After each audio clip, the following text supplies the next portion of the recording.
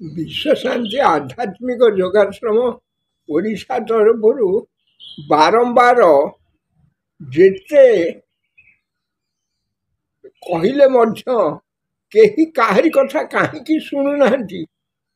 ଆରେ ଇଏ ଭୟଙ୍କର ରୂପ ନେଇ ସାରିଲାଣି। ସାବଧାନ ହେଉନାହାନ୍ତି କାହିଁକି? ସତର୍କ ହେଉନାହାନ୍ତି କାହିଁକି? ଆରେ ଦ୍ରୌପଦୀ ମୁର୍ମୁ ଗୋଟେ ମା, ଭାରତର ରାଷ୍ଟ୍ରପତି, ସିଏ ଆସିକି ଜବତ କରିକି ଗଲା। ଇଏ ମଦ ବନ୍ଦ କର, ମଦ, ଗଞ୍ଜେଇ, ଡ୍ରଗ୍ସ, ବ୍ରାଉନ ସୁଗାର, ଯେତେ ପ୍ରକାର ନିଶା, ଆକୁ ସମ୍ପୂର୍ଣ୍ଣ ଭାବରେ ତୁମେ ବନ୍ଦ କର।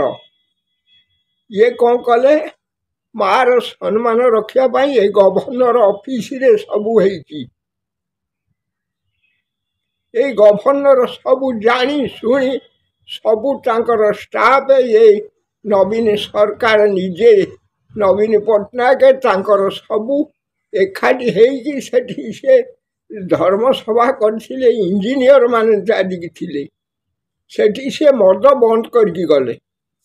ଇଏ ଓଡ଼ିଶା ସରକାର, ଇଏ ନବୀନା, ଏ ପାଣ୍ଡିଆନ ଆଉ ତାଙ୍କ ଚିଫ ସେକ୍ରେଟାରୀ, ଇଏ ଡକାୟତ ଗୁଡ଼ା, ଇଏ ମଦଟାକୁ ଜବାବ ବନ୍ଦ କରିପାରିଲେ ନାହିଁ ଆଜି ପର୍ଯ୍ୟନ୍ତ।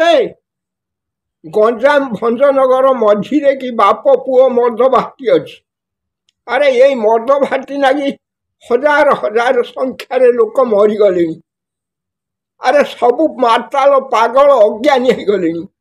ଯେଉଁ ଆମର ବାଣୀ ବିହାର ୟୁନିଭର୍ସିଟି ଥିଲା, ସେ ୟୁନିଭର୍ସିଟିରେ ଯେଉଁ ବିଜୁ ଯୁବ ବାହିନୀ ଗଢ଼ା ହେଇଥିଲା, କାହିଁକି ଗଢ଼ା ହେଇଥିଲା? ଏ ବିଜୁ ଯୁବ ବାହିନୀ, ସେ ଯେତେବେଳେ ବିଜୁ ପଟ୍ଟନାୟକ ଥିଲେ, ୟାକୁ ଏଇ ନବୀନା ବିଜୁ ଯୁବ ବାହିନୀ ଗଢ଼ିଥିଲା।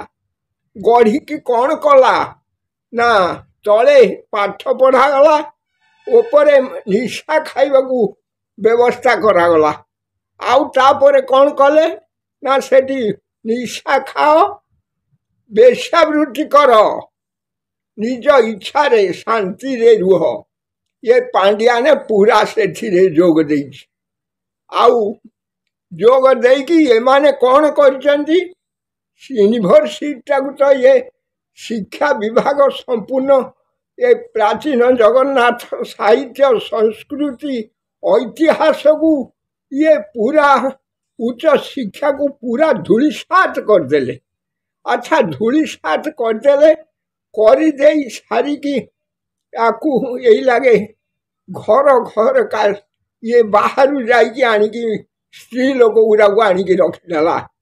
7,000 ଟଙ୍କା ଲେଖା ତାଙ୍କୁ ପେନସନ୍ ଦିଆହେଉଛି।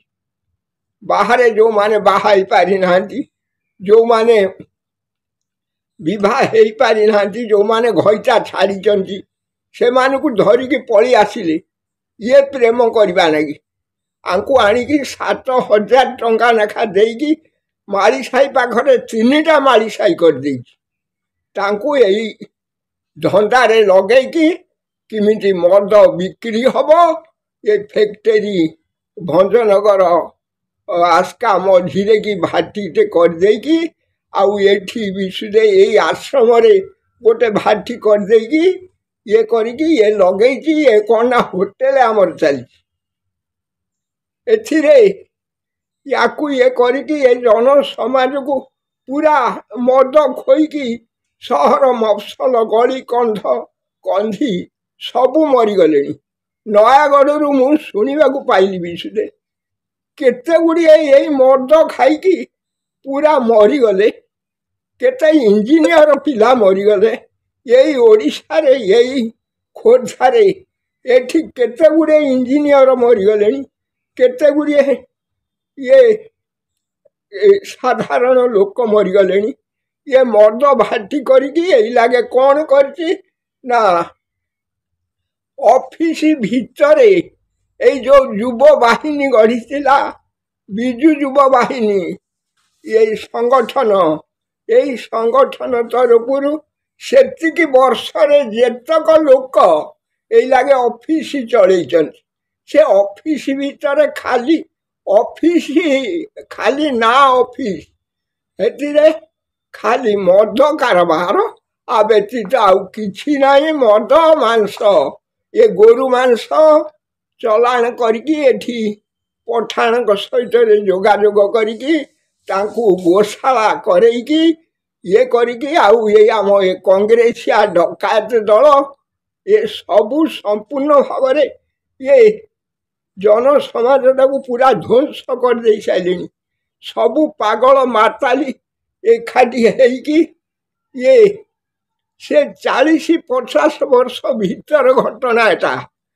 ସେ 50 ବର୍ଷ 40 ବର୍ଷ ଭିତରେ ଯେଉଁ ମନ୍ତ୍ରୀ ନେତା ଏମାନେ ଅଛନ୍ତି ଯିଏ ସେଠି ପାଠ ପଢ଼ିଥିଲେ ବାଣୀବିହାର ୟୁନିଭର୍ସିଟିରେ ସେଗୁଡ଼ା ପୁରା ମଦୁଆ ମାତାଲିଆ ଅଜ୍ଞାନୀ ପାଗଳ ହେଇଯାଇଛନ୍ତି। ତାଙ୍କ ଘରେ ଠିକ୍ ଠିକଣା ନାହିଁ କି ବାହାରେ ଠିକ୍ ଠିକଣା ନାହିଁ। କେମିତି ଏ ସମାଜ ରହିବ ଆମେ ଚେଷ୍ଟା କଲାବେଳକୁ ଏଠି ଆହୁରି ଗୋଟିଏ ତାଙ୍କର ଭିଲିଆନ ପାଠ କରିଛି ମାଗାନା ଓଳିକି ସିଏ ହେଉଛି ପୁରୀ ପଣ୍ଡା। ପୁରୀ ପଣ୍ଡା ତୋ ଘର କେଉଁଠିରେ? ପୁରୀ ପଣ୍ଡା କହୁଛି ମୋ ଘର ବାସୁଳି ସାହି। ପୁରୀରେ ପୁରା ପଣ୍ଡା ସାଜି ଯାଇଛି। ସିଏ ଫେରେ ଗୋରୁ ମାଂସ ମଦ ଖାଇକି ପୁରା ମାତାଲି। ଆଚ୍ଛା ସେମାନେ ଯେତକ ଏ ଓଡ଼ିଶାରେ ଅଛନ୍ତି ୟାଙ୍କୁ ସେ ମନ୍ଦିରକୁ ଅପତିଷ୍ଠା କରିଦେଇ ସାରିଲେଣି।